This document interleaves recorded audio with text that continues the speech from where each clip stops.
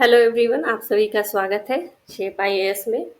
आज इस video tutorial में हम लोग बिहार के बारे में कुछ महत्वपूर्ण जानकारी लेंगे। ये एक सीरीज़ के रूप में चलाया जाएगा और इसके बाद भी आपको बिहार से रिलेटेड जितनी भी इम्पोर्टेंट चीज़ें हैं, सारी चीज़ें आपको यहाँ पे इस कोर्स में उपलब्ध रहेगी। तो सारा वीडियो मेक श्योर करें कि आप सारा का सारा वीडियो जो है ज़रूर से ज़रूर ध्यान से देखें। चलिए शुरू करते हैं। सबसे पहले हम लोग कुछ जनरल इंफॉर्मेशन ले लेते हैं बिहार के बारे में। यह भारत के पूर्वी भाग में स्थित है और यह एक लैंड लॉक्ड यानी कि भूमि आबद्ध राज्य है। भूमि आबद्ध राज्य से हमारा तात्पर्य यह होता है कि समुद्र तट से जो है इसको एक्सेस नहीं है। ऐसे बिहार से अगर हम देखें तो हमें समुद्र तट से जो एक्सेस है वो गंगा हुगली नदी मार्ग से मिलता है, जो कि पश्चिम बंगाल के थ्रू हमें मिलता है। और यह लगभग बिहार से अगर देखा जाए तो समुद्र तट जो है वो लगभग 200 किलोमीटर दूर है। अब बिहार राज्य की चौहद्दी देख लेते हैं। तो बिहार जो है अपना सीमा उत्तर में नेपाल के साथ, उत्तर प्रदेश, झारखंड और पश्चिम बंगाल के साथ यह क्रमशः पश्चिम में, दक्षिण में और पूर्वी सीमा पे शेयर करता है। ठीक है।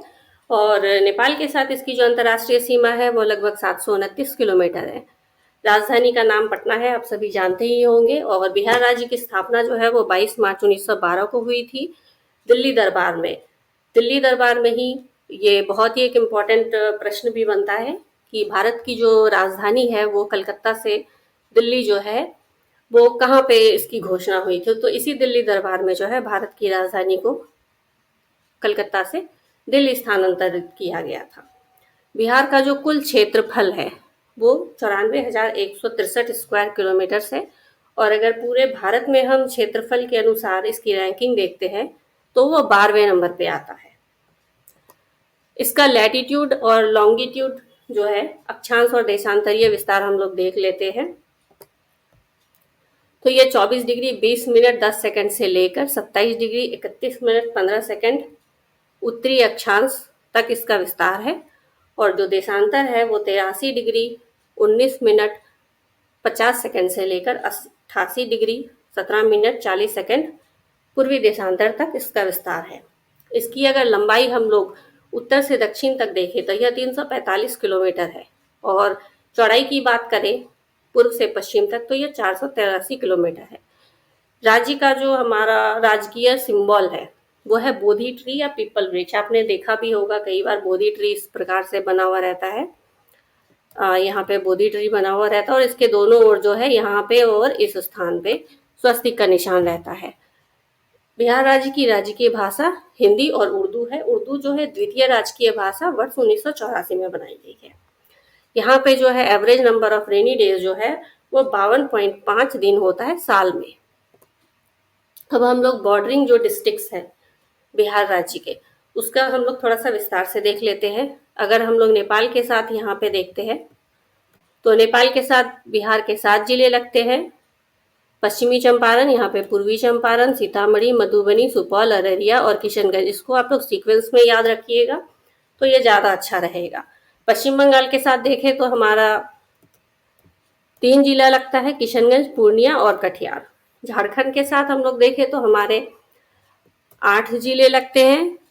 पूर्व से पश्चिम में अगर हम लोग देखें तो रोहतास, औरंगाबाद, गया, नवादा हो गया, जमुई, बांका और भागलपुर। वहीं उत्तर प्रदेश से हम लोग अगर उत्तर से दक्षिण की सीक्वेंस में देखते हैं तो पश्चिमी चंपारण है, फिर गोपालगंज, सिवान, सारण, भोजपुर, बक्सर, कैमूर और रोहतास। तो यहाँ पे हमें ये ध्यान देने वाली बात है, थोड़ा सा कभी कभी हो सकता है कि कंफ्यूजन हो जाए। तो बिहार राज्य जो अपनी पूर्वी सीमा है, ये वाला जो क्षेत्र है वो पूर्वी सीमा पश्चिम बंगाल और झारखंड दोनों ही राज्यों के साथ ये शेयर करता है। तो इसे हमें ध्यान देना है, नहीं तो एग्जाम में क्या होता है कई बार हड़बड़ी में हम लोग गड़बड़ी हो जाती है, तो इसलिए ध्यान रखना है। और कुछ कुछ जो जिले हैं जो कि 2 राज्यों में कॉमन है, जैसे पश्चिमी चंपारण हो गया हमारा उत्तर प्रदेश और नेपाल में कॉमन है, उसी प्रकार किशनगंज जो है नेपाल और पश्चिम बंगाल में कॉमन है।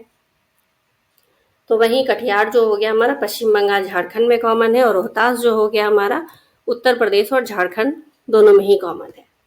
आगे बढ़ते हैं। कुछ पॉलिटिकल इंट्रोडक्शन हम लोग ले लेते हैं। हाई कोर्ट जो है वो बिहार का पटना में है। बिहार में ध्यान दीजिएगा कि सुप्रीम कोर्ट की कोई पीठ नहीं है। पटना हाई कोर्ट जो है, पटना उच्च न्यायालय, उसकी स्थापना जो है 1 दिसंबर 1913 को हुई थी, और यहाँ पे जो कार्यारंभ जिसको कहते हैं या शुभारंभ, वह 3 फरवरी 1916 को हुआ था। ये दोनों ही डेट जो है ये काफी इंपॉर्टेंट है। इसको आपको बिल्कुल जो है बीपीएससी कई बार पूछती है, विशेषकर इनॉग्रेशन का डेट, इसको आपको दिमाग में बिल्कुल एकदम बिठा लेना है।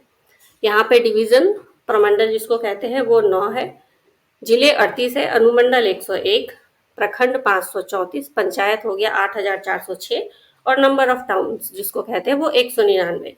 तो इसमें से ये डेटा काफी इंपॉर्टेंट है, 199। बीपीएससी कई बार अपने एग्जाम्स में जो है इसको पूछती रहती है। राज्यसभा में बिहार से 16 क्षेत्रीय 16 सीटें हैं, लोकसभा में 40, जिसमें से जो अनुसूचित जाति है उनके लिए 6 सीटें आरक्षित है। विधान परिषद में कुल 75 सीटें हैं और विधानसभा में कुल 243 सीटें। कुछ ज्योग्राफिकल इंफॉर्मेशन हम लोग देख लेते हैं।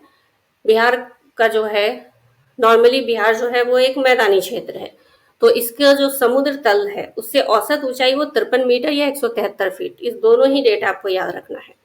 और जैसा कि मैंने पहले ही बताया, समुद्र तट से दूरी जो है वो 200 किलोमीटर लगभग है।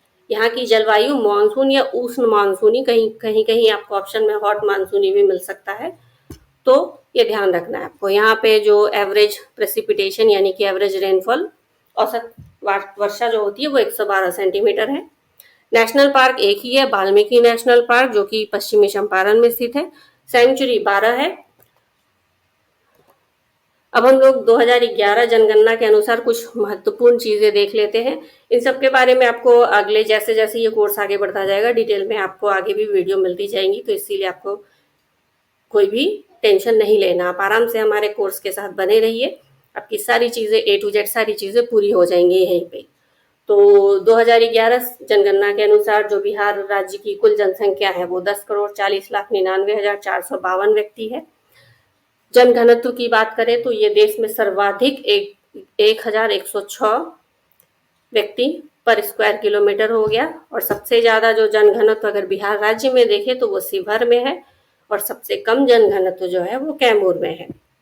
अगर मोस्ट पॉपुलस डिस्ट्रिक्ट यानी कि सर्वाधिक जनसंख्या वाला जो जिला है वो पटना, और सबसे कम जनसंख्या वाला जो जिला है वो शेखपुरा।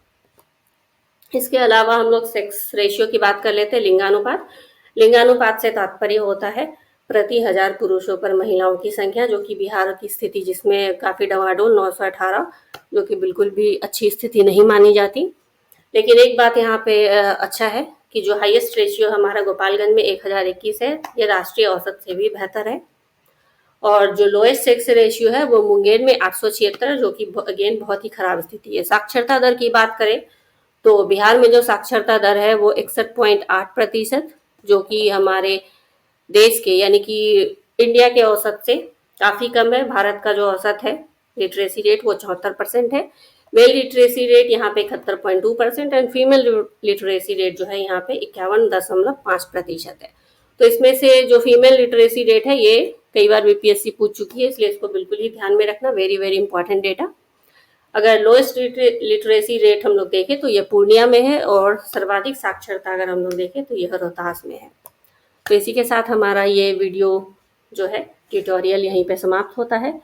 इसके बाद हम लोग आगे इस सीरीज को कंटिन्यू करेंगे। बने रहिए सेप IAS के साथ। Thank you so much.